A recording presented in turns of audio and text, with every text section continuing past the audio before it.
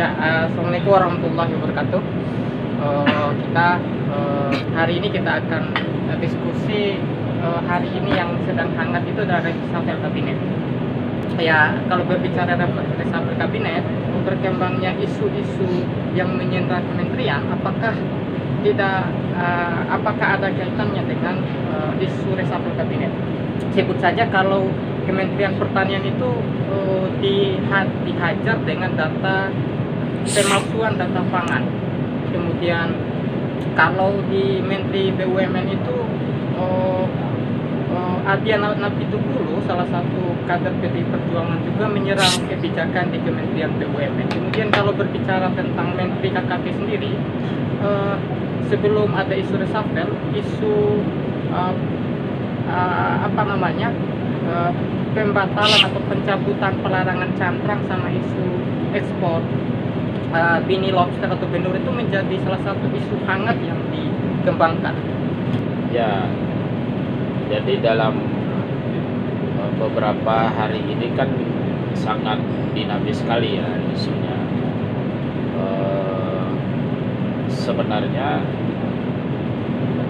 ini kan setiap ada isu reshuffle udah pasti muncul di beberapa kementerian ya, terutama Kementerian Kelautan dan Perikanan, bagaimana mendesak seorang Edi Prabowo agar dia dicopot oleh Jokowi.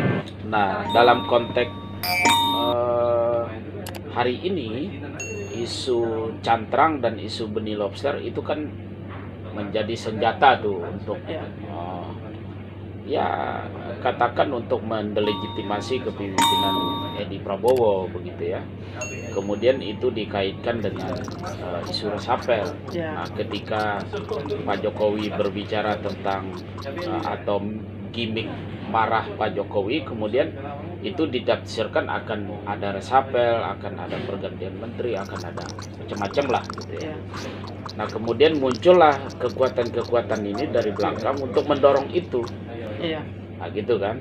Nah, itu ya itu untuk sementara ini biasa saja. Setiap kemungkinan udah pasti muncul dinamika seperti ini. Jadi seperti itu. Zaman Pak Edi ini membuka peraturan menteri tentang perikanan tangkap, wabil khusus alat tangkap cantrang gitu ya. Yang dari dulu zaman Ibu Susi itu doktrinnya merusak. Sehingga Edi itu dikesan sebagai membela kartel-kartel hitam gitu. Padahal tidak. Nah, kalau zaman Ibu Susi ini kan cantrang didoktrin sebagai perusak lingkungan. Nah, padahal faktanya di lapangan itu cantrang ini dia tidak merusak gitu loh.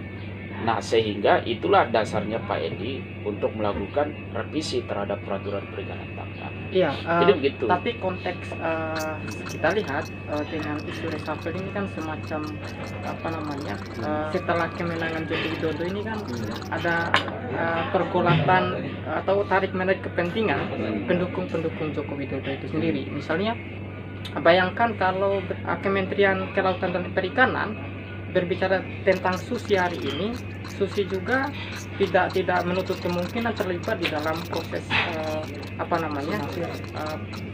dia mendukung Jokowi, kemudian hari ini main di dalam isu reshuffle, kira-kira begitu. Maksudnya saya, Joko Widodo atau Jokowi Amin pada pemilu 2019 itu membangun strategi klientelistik politik. Artinya pendukung-pendukung Jokowi hari ini dibangun relasi politiknya diikat dengan janji jabatan, janji uang, janji jabatan politik, ataupun proyek-proyek yang tentunya ini yang disinyalir yang terjadi ketika isu reshuffle dan sebagainya ini yang terbangun adalah perebutan atau tarik-menarik kepentingan di situ. Tadi karena ada ketidakpuasan di luar dari kebijakan Edi ini, maka dia didorong untuk reshuffle. Nah, itu pertama. Kemudian yang kedua, Edi Prabowo itu dikesan ketika Pilpres 2019 nelayan cantrang mendukung Prabowo, kemudian Edi dikesan merasa berhutang gitu ya.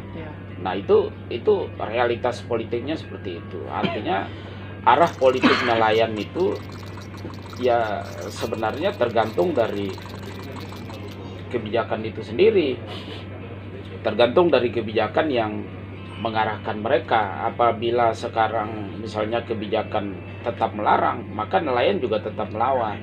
Apabila kebijakan itu merevisi peraturan, maka nelayan akan menerima dan itu sangat bergembira. Oh, iya. Artinya peta politiknya itu ya secara gamblang dia mengatakan bahwa saya menyampaikan dan mengerjakan amanat Presiden Joko Widodo.